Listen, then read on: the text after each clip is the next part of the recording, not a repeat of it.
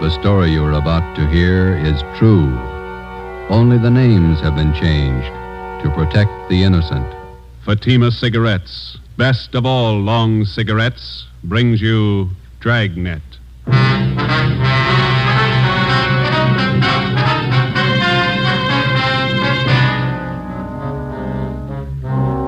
You're a detective sergeant. You're assigned to bunco detail. An expert confidence man has resumed operations in your city. His criminal record dates back 35 years. He's a master in the art of the gentle swindle. Your job, stop him. If you want a long cigarette, smoke the best of all long cigarettes. Smoke Fatima. Fatima is the long cigarette which contains the finest Turkish and domestic tobaccos superbly blended to make Fatima extra mild. And that's why Fatima has a much different, much better flavor and aroma than any other long cigarette. That's why Fatima has more than doubled its smokers coast to coast. So, enjoy Fatima, the best of all long cigarettes. It's wise to smoke extra mild Fatima. It's wise to smoke extra mild Fatima.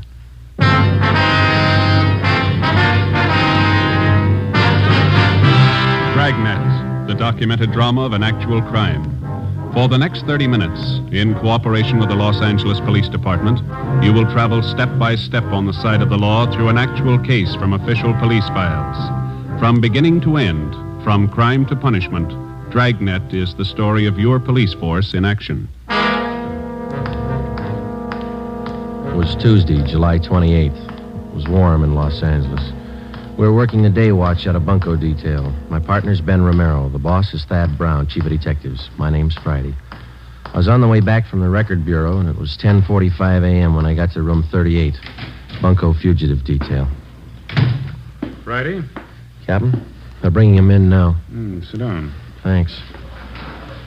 There's the mama sheet on him. Oh, Gentleman Wallace. I thought he was out of our hair for good. So did I. The list turned up. I heard he was working New York. Look at the package on this guy. Feels like a good-sized dictionary. Yeah. Check the date of his first arrest there. June 2nd, 1913. He's been in and out of jail all over the country. Look, Lane County, Oregon, forgery. Bum check beef, San Francisco, 1914. Embezzlement, Santa Ana. Parole violation, Seattle, Portland. More checks, Reno. Billings, Montana, forgery, 1920. Dayton, Ohio, Pittsburgh, New York, grand larceny.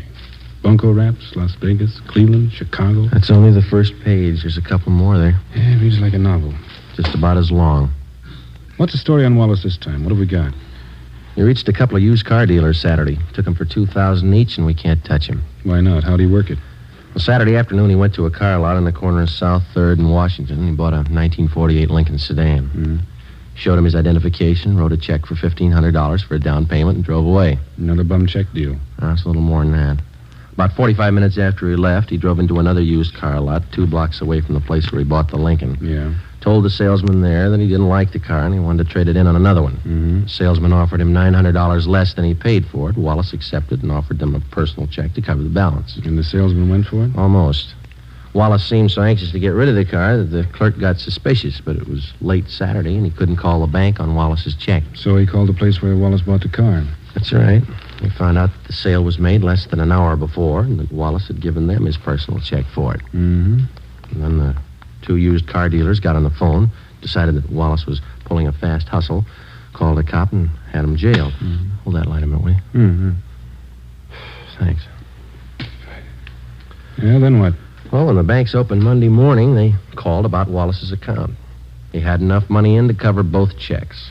Wallace got a lawyer and threatened suit against the 2 car dealers. He had both of them cold. They settled out of court for $2,000 apiece. Quick deal. Sounds like a master. He's been grifting for 35 years. Knows the con game any way they want to play it. We can't even book him on a VAG charge. He's got a job. And who's he working for? Plastic outfit out in Pasadena. Salesman. Is he registered under 5238? He is. No, just a minute. Yeah? All right, send him in. Romero, he's got Wallace with him. Captain? Ben? Wallace, this is Captain Bryce. Captain, I'm very happy to know you. I've heard a lot about you. Yeah. Sergeant Friday, how are you? We'd like to talk to you, Wallace. Sit down. Oh, thanks. warm out today. Perspiring. Now, what is it I can help you gentlemen with? Always glad to cooperate. You don't have to give us a build-up, Wallace. We're not buying. You know me better than that, Sergeant.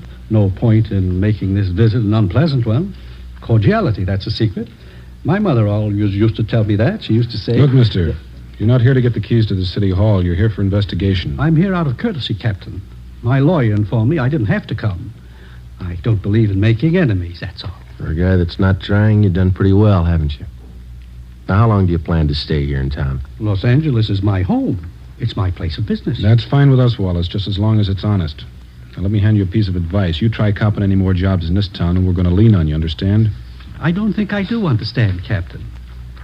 The incident with the used car dealers, I hope that isn't what upset you. You guessed it, and it better be the last caper you try around here for a long time. I had every right to take action against those car dealers. False arrest. They humiliated me. They damaged my reputation. Here's your reputation, Wallace. 35 years of it. 10 jail terms, larceny, bunco, forgery. Have you ever heard of rehabilitation, Sergeant? Oh, yeah. I did my time. I don't owe them a day. I've got an honest job. I've been off the grift for years now. And take a hint, Wallace. Stay off. You'll do better. That's all, Wallace. Just remember, the next time we tag you, you're going to fall hard. You got it straight? Captain, I've been square since I got to town. I'm not switching. Is that it? That's all. Well, that wasn't so bad. Would you gentlemen care to have some lunch with me at the club? Just a snack? No, thanks. Sure, I can't persuade you. Club's just up the street.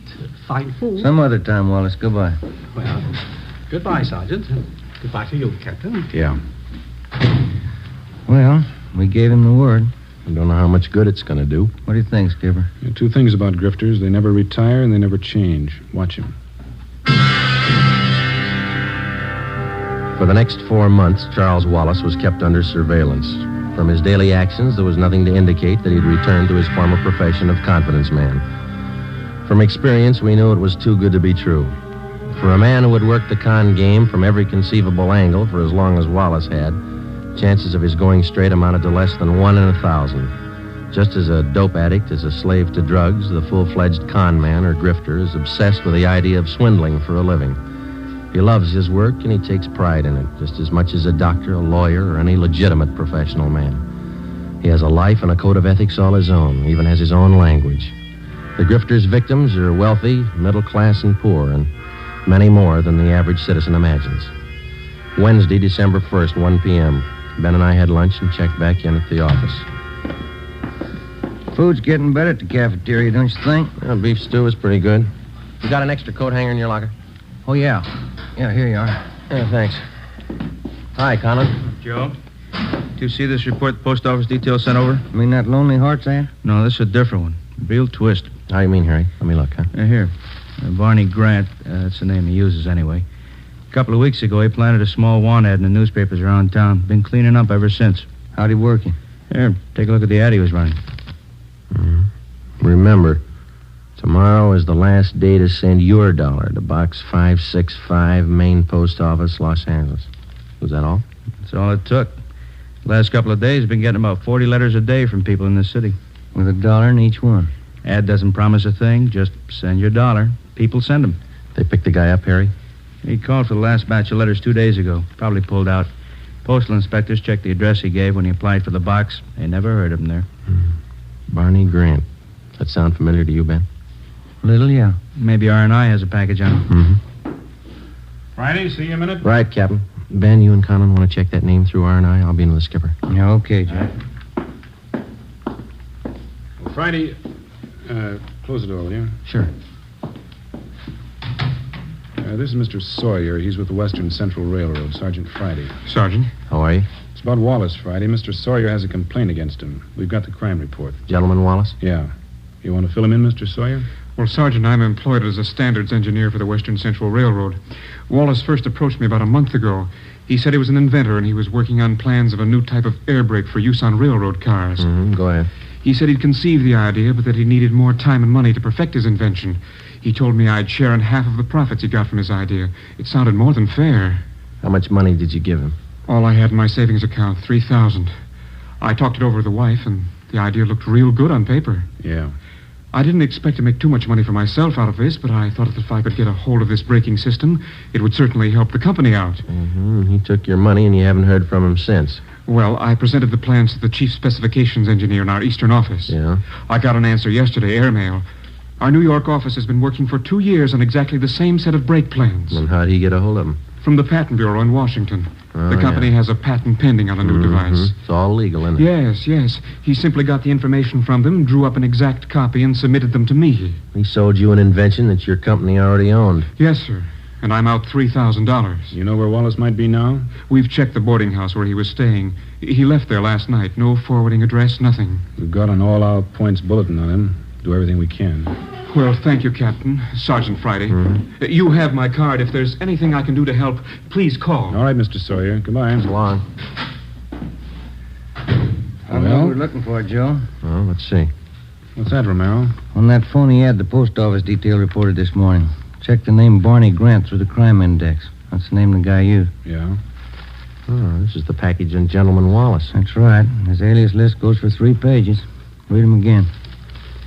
Charles French, Walter Grant, Charles Grant, Barney Grant. That's right. Gentleman Wallace, Barney Grant, same guy. We got out a local broadcast, an APB, and a radiogram on Charles Gentleman Wallace. For a full month, there wasn't a sign of him. Then we received a communication from the Denver, Colorado Police Department. Wallace had cashed worthless checks in that city in the amount of $2,500, and then he'd skipped town. But before he left Denver, he managed another deal.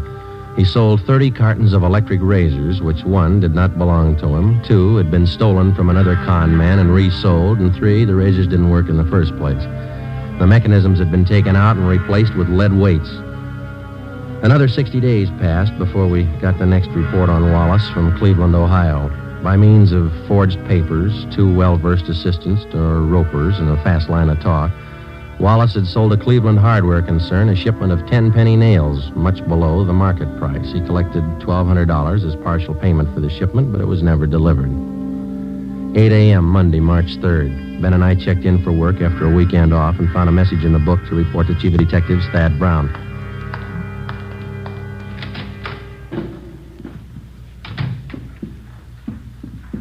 Chief, you wanted to see it? Come in. Yes, sir? Gentleman Wallace is back in town. Where'd you get that? Guy by the name of Patterson. So, All right, thanks. Egan, have Patterson brought to the interrogation room. Is that Mouse Patterson, Skipper? Yeah, small-time grifter. He was running with Wallace as late as a month ago back in Pittsburgh. When was Patterson picked up? Last night at a big hotel out in Hollywood. He was working a fast deal. You think he came to town with Wallace? I know he did. One of Conlon's informants spotted Wallace and Patterson last night. We nabbed Patterson. Wallace slipped away. We figured they'd been operating in and out of the city for about 2 weeks. Any idea what his angle is this time? I think so. Take a look at this. Obituary notices clipped from a newspaper. How do these tie in? The con artist takes a dead man's name from the obituary list, finds out a little bit about him, and writes him a letter. He writes the dead man a letter. Here's a sample we had reported to us. Read it. William Radford, 233 South Brookway, Hollywood. Dear Bill, I heard you were sick, and I didn't want to bother you at this time, but believe me, I'm desperate. I don't mean to hound you about the $400 you borrowed from me, but we are having sickness in our family, and I do need the cash. Wait a minute. Wallace writes a letter like this to a man knowing he's dead, and the family opens it and reads it. And they figure it's some unpaid debt that they didn't know about, which the deceased owed. That's right. And the con man collects. Yeah. Letters been showing up right in the middle of funeral arrangements. The family's bereaved, grief-stricken, they're caught off guard. They don't suspect anybody could be that ruthless, so they pay off what they think is a legitimate debt. That sets a new low, doesn't it? Excuse me. Ron speaking. All right, thanks. I got Patterson in the interrogation room. You 2 questioning, find out everything you can. Right, Chief. When you're through talking to Patterson, you can start checking on these names. What's this? It's a list of all the names that appeared in the obituary column in today's paper. It's a long list. Don and Myberg are checking half. You and Romero take the rest. Right. Get to those families before Wallace does. We went down the hall to the interrogation room and questioned Patterson for an hour and a half. He denied that he even knew Wallace. He refused to tell us anything. We had Patterson return to his cell in the county jail, and Ben and I started up to check with the relatives of the deceased who appeared in the daily obituary list. Adams, Connolly, Craig, Denberg, Donzetti, Edmonds, Fowler. None of them had received letters claiming payment of secret debts owed by the deceased. Well, there are more pleasant jobs than bothering families with an investigation in the middle of their sorrow. It wasn't easy, but it was necessary. The 8th name on the obituary list was Foreman, Carl J. He was survived by his wife, Jean. She lived at 5821 Santiago Street out in the valley. We're sorry to intrude at a time like this, Miss Foreman. We know how you must feel, but it's an important matter. That's all right, Sergeant. Carl was sick for so long, probably better this way. What did you want to know? Since your husband passed away, have you received any letters asking for payments on a debt that he might have owed to somebody? It's funny you should ask. Yes, I have. I got it yesterday. Yesterday, huh? Do you know the man who wrote the letter? No, I didn't. I took it for granted that it was someone Carl knew in the Army. Someone he'd borrowed from. And how much money was it he said your husband owed him? $400. There's a letter over the mantel. I'll get it for you. Fine. Here it is. Thank you. Signs his name Howard Michaels. Has this man contacted you since? Why, yes, he has. He called me last night and said that he'd just heard about Carl. He apologized for writing the letter. Said he had some medical bills of his own to pay. I went to the bank this morning and got the money for him. Is there anything wrong? And he's supposed to come here and get the money? He already has about 2 hours ago. He seemed to be a very good friend of Carl's. Ben, you got that mug shot on? Yeah. Yeah, here it is. I don't understand, Sergeant. Is, this the man who picked up the money this morning? Yes, that's Mr. Michaels. Don't you think he was Carl's friend? I don't think so, Miss Foreman. But no one would do that. Who could be that low? You're looking at his picture, Miss Foreman. His name's Wallace.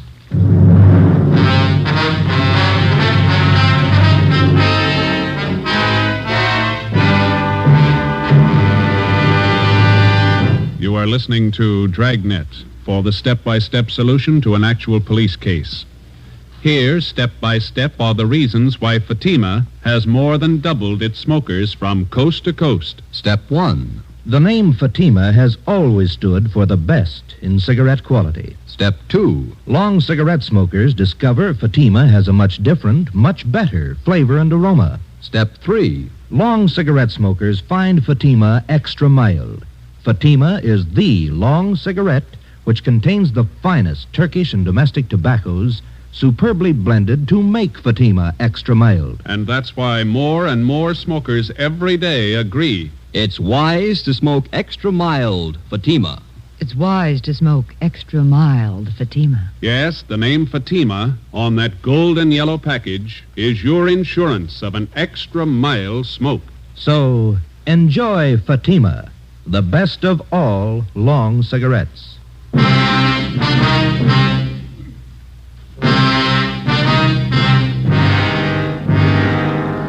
Over the past century, the confidence man here in the United States has earned the dubious title of aristocrat of the underworld. Among small-time thieves, cutthroats, dope peddlers, pickpockets, and similar small fry, he's looked up to and respected. The true con man does not consider himself a crook or a thief in the ordinary sense of the word. He's smooth, courteous, fast-talking, and he lives by his own code of rules. He never uses violence. He makes his living by his wits alone. Generally, he's far above average intelligence, and he's totally without a conscience. He thinks no more of fleecing a day laborer of his wages than he would of fleecing a millionaire. Because of their carefully planned operations, only a handful of confidence men are ever brought to trial.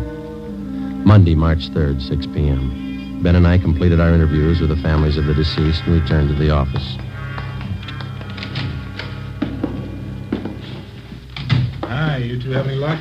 Wallace is the guy. We found out that much. Who identified him?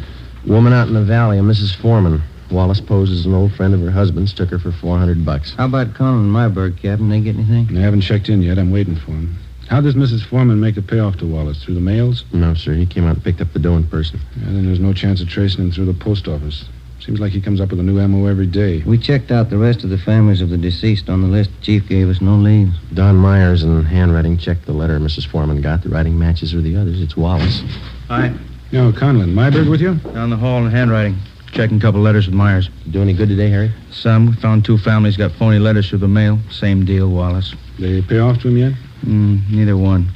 Told him to sit tight and call us if the guy should contact him again. Explain the setup. Who are the people, Harry? Let's see. One's an old fella. Oscar Dunn. Lives over in Highland Park. Others a pretty wealthy family, Bel Air. Here it is. Elizabeth Secor. She's the wife. Mm-hmm.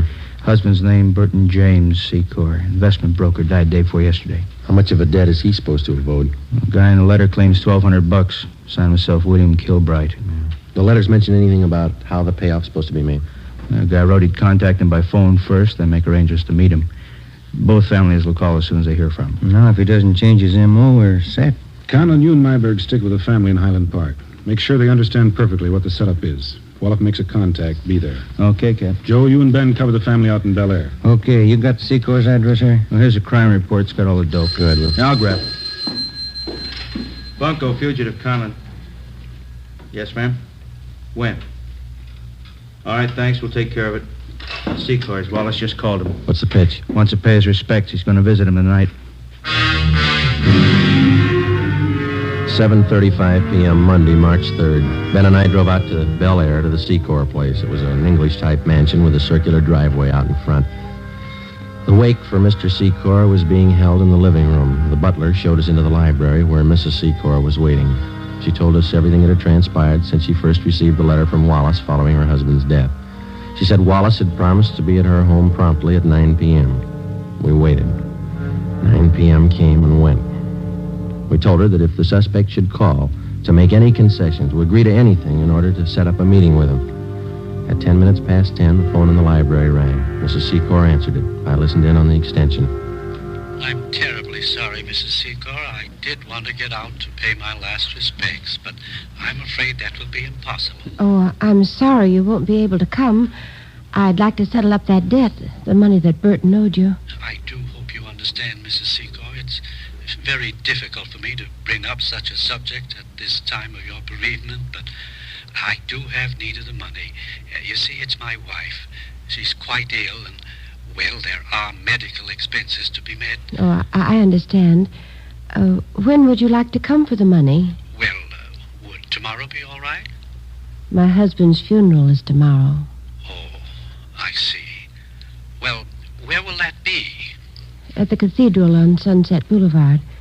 A requiem mass at St. Mary's at 9 o'clock.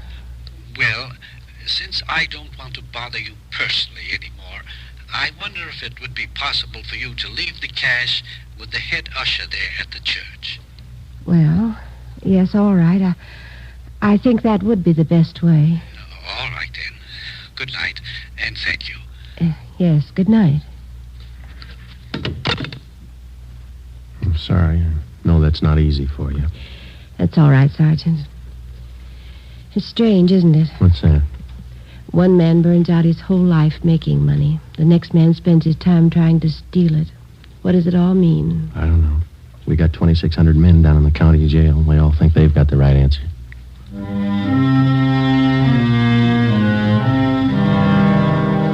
Tuesday, March 4th, 9 a.m. In St. Mary's Cathedral on Sunset Boulevard, the final rites, a Requiem High Mass, was being celebrated for Burton James Secor.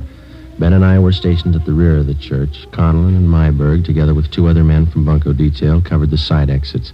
An extra detail of men were placed at strategic points around the cathedral. The head usher stood a few feet from the main entrance. With him, he carried a plain manila envelope filled with pieces of newspaper cut to resemble the size of currency, along with a $1 bill. He had instructions to hand over the envelope without question to the person who asked for it. 15 minutes past 9, Joe. Yeah. You see that head usher all right? Yeah, I got him spotted. All right. Pretty good-sized crowd here. Secor must have had lots of friends, huh? Yeah. Nice choir. Just wondering, Joe. What's that? Suppose he doesn't show up? Well, that's possible. He might have gotten suspicious. Could be. What time you got now? It's 9:20.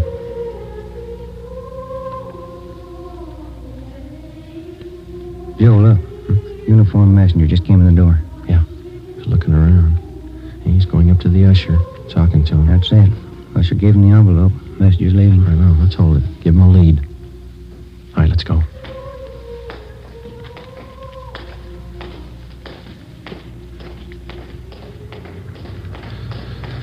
Now, let's go, Ben. Don't lose him. He's getting into that cab. Come on. Slide over. You got the cab number? Yeah, let's move. 10:30 a.m. Ben and I trailed the cab to a bus depot in downtown Los Angeles. We followed the messenger in and watched him check the manila envelope in a key locker. We waited. At 11:45 a.m., another uniformed messenger entered the bus depot, picked up the envelope, and left. We followed him to the Union Railroad station, where he left the envelope at the traveler's aid desk. At 3 p.m., the envelope was still there, unclaimed. No sign, Joe. What do you think? It's a pretty fancy switch he's got worked out. Yeah. What time's the next train leave? 3:25. Coast Limited for San Francisco. 3:21 now. Wait a minute. See that porter over at the desk there? I'm talking to that girl there. I don't know. That's it. She's giving him the envelope. Come on. Yeah.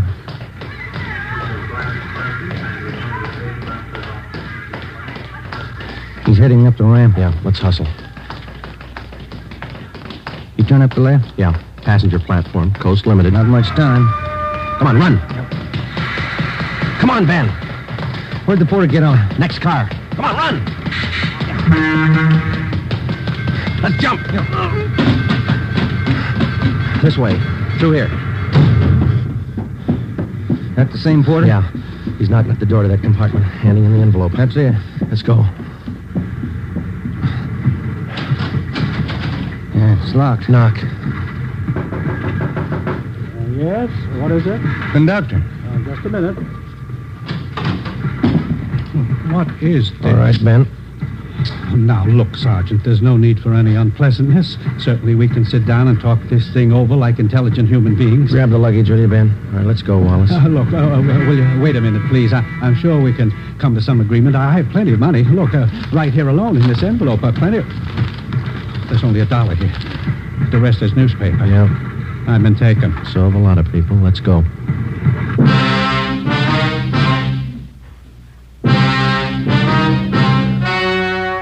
The story you have just heard was true.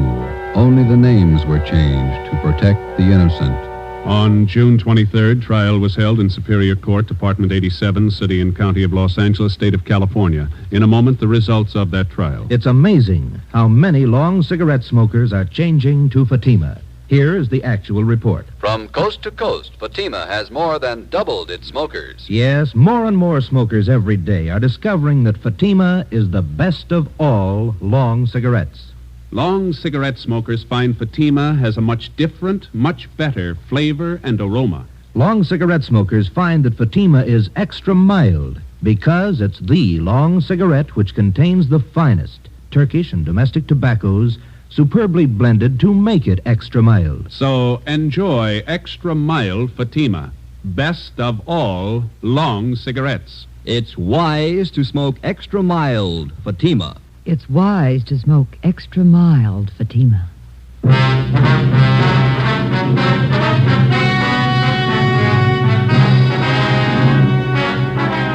Charles Gentleman Wallace was tried and convicted on 4 counts of grand theft and sentenced to the state penitentiary for the term prescribed by law, with holds being placed on him by 4 other states. You have just heard Dragnet, authentic cases from official files. Technical advice for Dragnet comes from the Office of Chief of Police W.A. Wharton, Los Angeles Police Department. Dragnet wishes to thank the editors of True Detective magazine for their considerate appraisal of this program. For those of you who may be interested, the behind-the-scenes story of Dragnet appears in the March issue of True Detective. Fatima Cigarettes, the best of all long cigarettes, has brought you Dragnet from Los Angeles. Tomorrow, hear the Ronald Colmans in the charming series Halls of Ivy on NBC.